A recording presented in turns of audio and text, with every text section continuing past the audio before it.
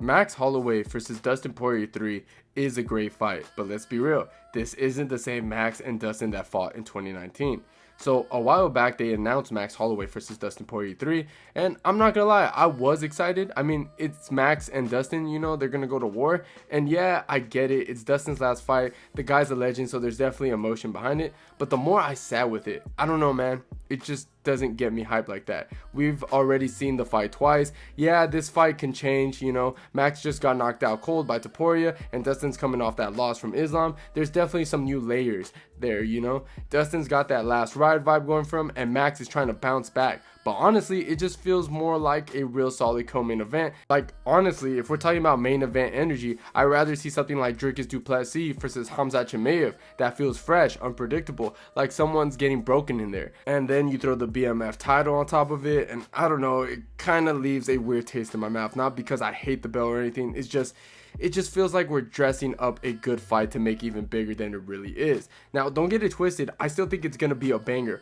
Once fight week rolls around, you know, and the promo starts dropping, I'll probably get way more hyped. But right now, it's more like, yeah, this is cool, rather than, yo, I need to see this. But to be fair, I know I was kind of complaining a little bit, but the more I think about it, the actual matchup itself is more interesting the third time around than the previous two. I mean, go back to the first fight. Max stepped in on short notice, super young, still figuring himself out as a fighter. He wasn't the Max Holloway we know today, and even then, it was a competitive scrap. You could already see the flashes of that insane volume, the durability, the footwork. He lost, but it was one of those losses where you go, yeah, this kid's gonna be a problem down the line. Then fast forward to their rematch at lightweight, and yeah, Dustin clearly had the edge. Max looks undersized, not as physically developed, and honestly, not fully adjusted to that 155 frame. He had moments, but it wasn't the same guy we saw later walking down Justin Gaethje or piecing up Calvin Kattar for 5 straight rounds. Dustin was the better inside boxer that night. More power, sharper timing in the pocket. But credit to Max, man, he still made it a fight. He was in there trading, he didn't fold, and you could tell that he wanted it just as bad. It wasn't just his night that night, and it wasn't quite his weight class either. And what makes this third one so compelling is the fact that Max Holloway has evolved a lot, especially after those wars with Volkanovski.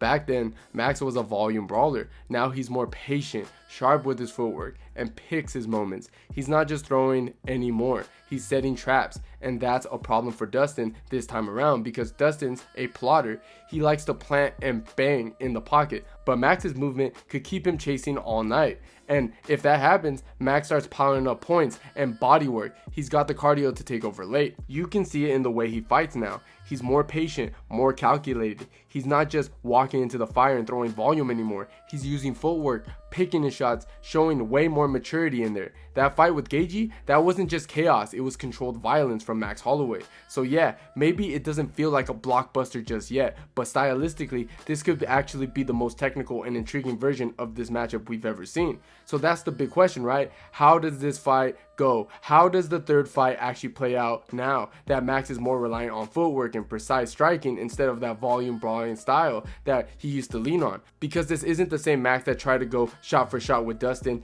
in the pocket back in 2019. This version of Max is smarter. He's using angles, controlling range better, and picking his moments instead of just overwhelming guys with output. And I think that's actually going to give him a real shot this time. And here's why. Dustin does his best work when he can walk you down and plant. He's a pocket boxer at heart. He likes tight exchanges where he can slip and rip. But if Max stays disciplined and sticks to that outside game, using that long jab, switching stance mid combos, flowing left and right, like we saw in that Yair fight, it's gonna be tough for Dustin to get his rhythm going. And let's not forget, Max has some serious cardio edge. Dustin slows down in high tempo fights, especially if he doesn't get you out there early, but Max, that dude gets stronger as the rounds go on. So if he can avoid the pocket early and make Dustin work for everything, I could absolutely see Max taking over in 4th and 5th round. The body work, the volume, the angles, all that adds up, especially against a guy like Dustin who's hittable when he's trying to push the pace. So yeah, I'm not saying Max is guaranteed to win, but if he sticks to the smarter, more evolved version of himself, this might be the best chance he's ever had to beat Dustin. But at the same time, you can't count out Dustin out either, not for a second, because while Max has cleaned up things and matured his game, Dustin still is that kind of fighter who can make all that go out the window just with a few hard exchanges. He's been in there with killers and he doesn't fold under fire. If Max slips up and gets drawn back into a firefight, even for a minute, that's Dustin's world. That's where he thrives. You can give him the pocket. You can give him inside exchanges where he can sit down on those hooks and rip to the body. He's gonna take it every single time. And we've seen it before. He can hurt Max. He can make it ugly. The other thing is physicality.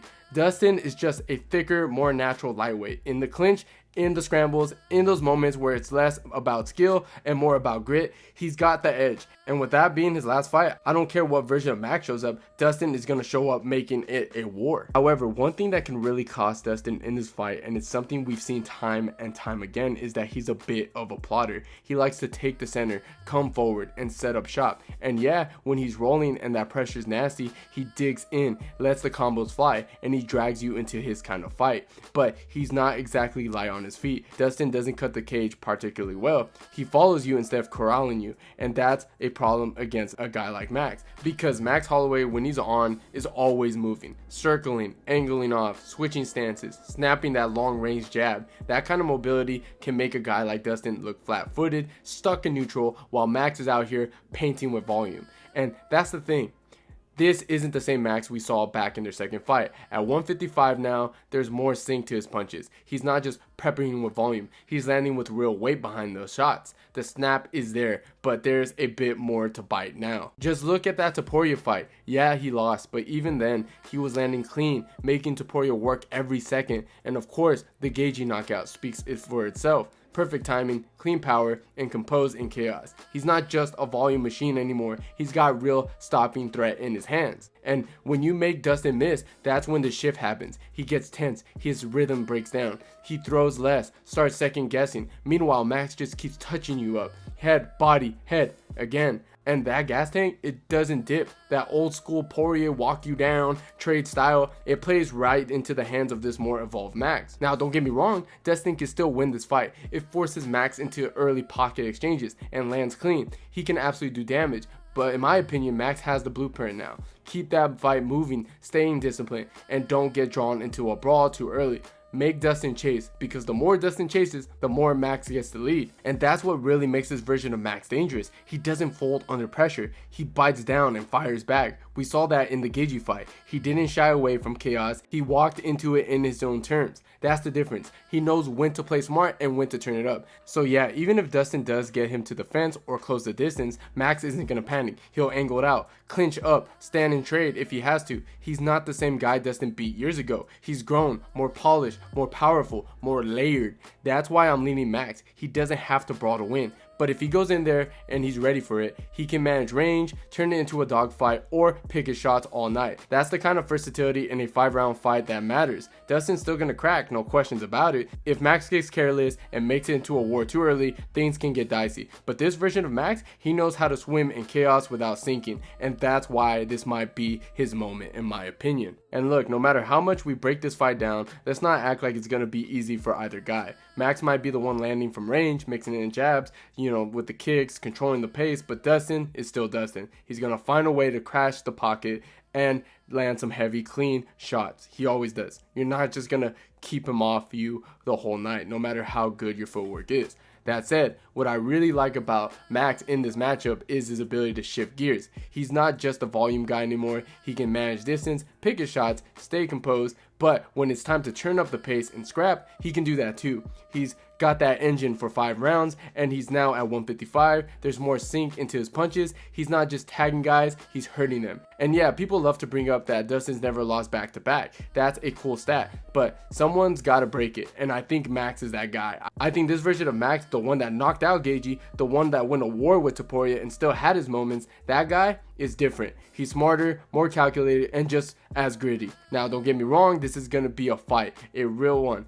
Both guys are going to take damage, but if Max stays disciplined and doesn't get baited into the phone booth, brawl too early, I think he can edge it out. And honestly, win or lose, I hope this is the last time we ever see the BMF title. Cool gimmick, fun while it lasted, but I'm good if they hang up the belt after this one. Let it end with two real dogs going at it, and let's leave it at that. Now, don't get me wrong, this is going to be a fight. Both guys are going to bleed. Both guys are going to eat shots. But if Max fights smart, mixes the range with pressure, and doesn't fall into a brawl too early, I think he walks away with the win. And honestly, if Max pulls it off, this should be the final chapter of the BMF belt. Retire on a classic fight, let it go out in style with Max Holloway standing tall.